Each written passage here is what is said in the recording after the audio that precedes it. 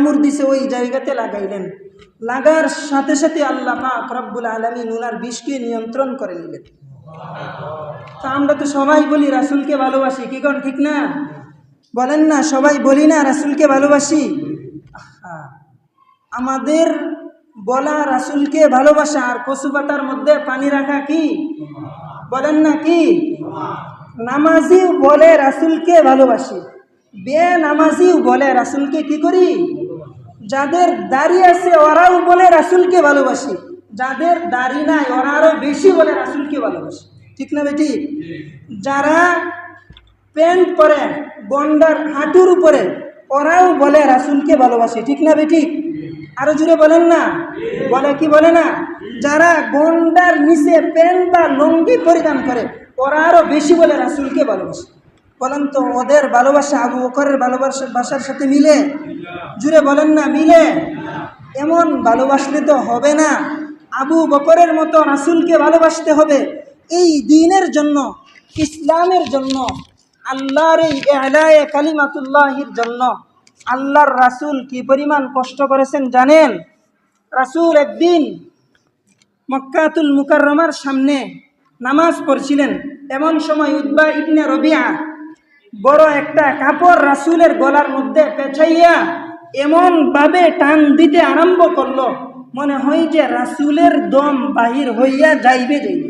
এমন সময় আবু বকর রাদিয়াল্লাহু আনহু আল্লাহর রাসূলের কাপড়ে ধরলেন, যে টান দিলেন ওর কাপড়ে ধরলেন, ধইরা বলতেছেন, আতাকতুলুনা রাজুলান রাব্বি আল্লাহ, তোমরা এমন ব্যক্তিকে হত্যা করতে চাও যে ব্যক্তি বলে রব হলেন আল্লাহ, এমন ব্যক্তিকে তোমরা হত্যা করতে চাও? অসম্ভব, এই ব্যক্তিকে তোমরা হত্যা করবে।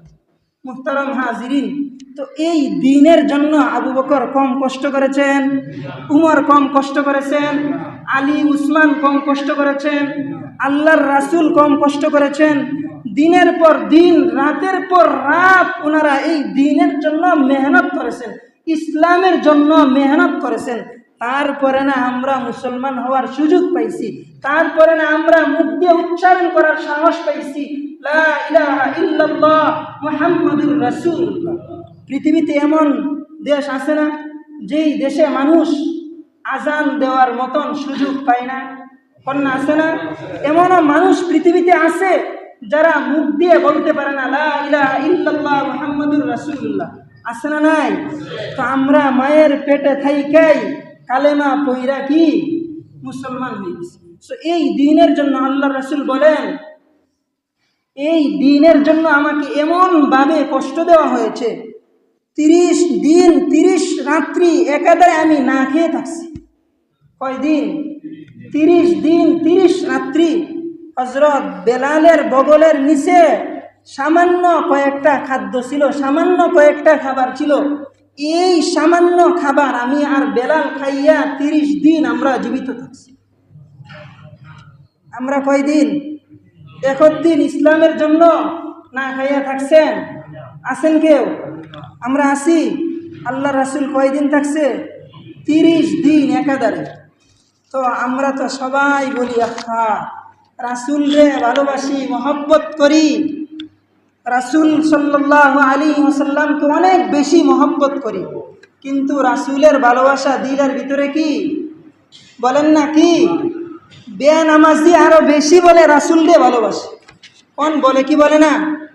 মানুষের সাথে মায়ের লেগে যা বলে রাসূল রে আমি ভালোবাসি, অথচ সে নিজে কি বলেন না, যে নিজে নামাজ পড়ে না আর বলে রাসূল রে ভালোবাসি।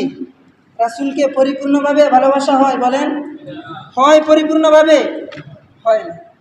তো রাসূলকে সবাই ভালোবাসবো তো ইনশাআল্লাহ? বলেন না, সবাই ভালোবাসবেন? নামাজ পইরা না নামাজ ছাইরা? বলেন না, নামাজ পইরা না নামাজ ছাইরা?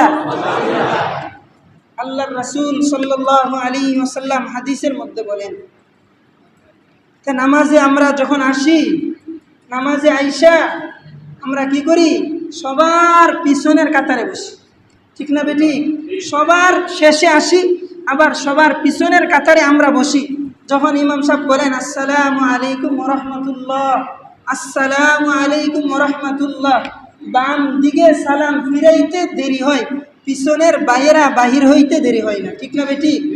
অথচ আল্লাহর রাসূল বলেন কি, যদি মানুষ জানতো যে সামনের